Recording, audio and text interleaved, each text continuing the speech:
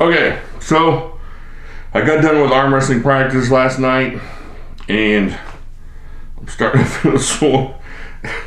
Hadn't been on the table in 5 weeks, and so everything is kind of just like. But the good thing is that I was working with Ryan Carter, who's awesome, the Grim Gripper, and he didn't yank me open. He lets you get in there and work without just destroying you.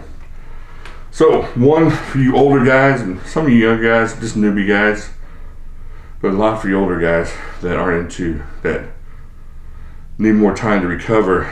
Don't try to find the guys in your practices that just aren't interested in just ripping you open, just tearing everything open. Right now I got a lot of soreness here, just trying to hold that cup against him. He's got some long orangutan arms and giant hands and fingers. So I got to work with him, and so really pulled more with my right than my left. My left started hurting early on, so I kind of gave it a break.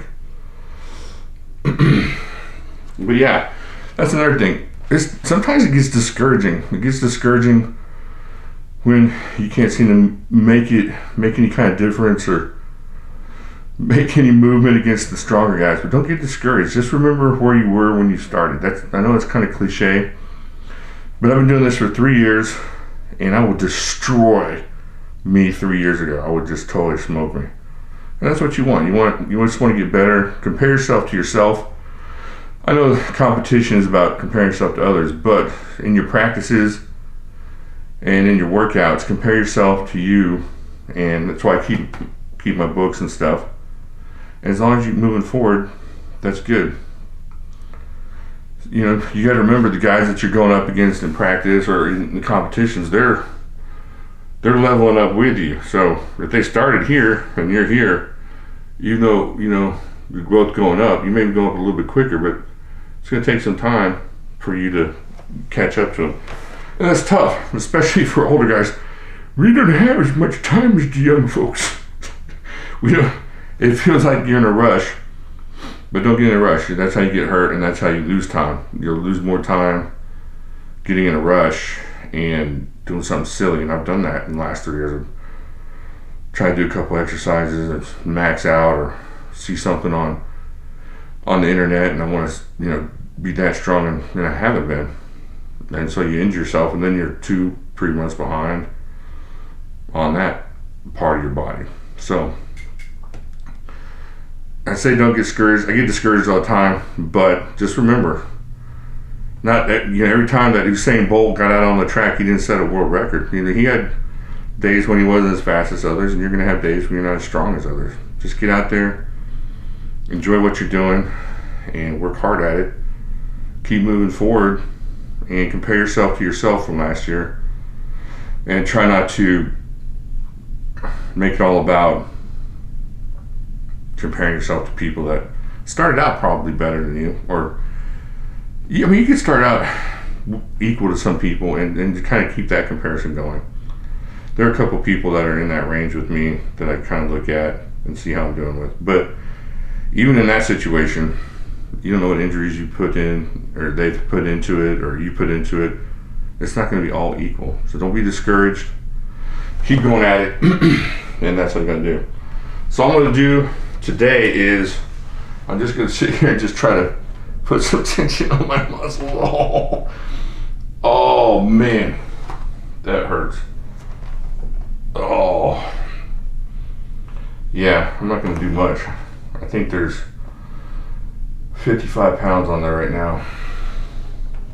I'm just trying to, what I'll do is after I turn off the videos, I'm going to put on my BFR, my blood flow restriction straps, and just try to hold a little bit at a time without just going crazy in millions of reps. I'm just going to sit there and hold it.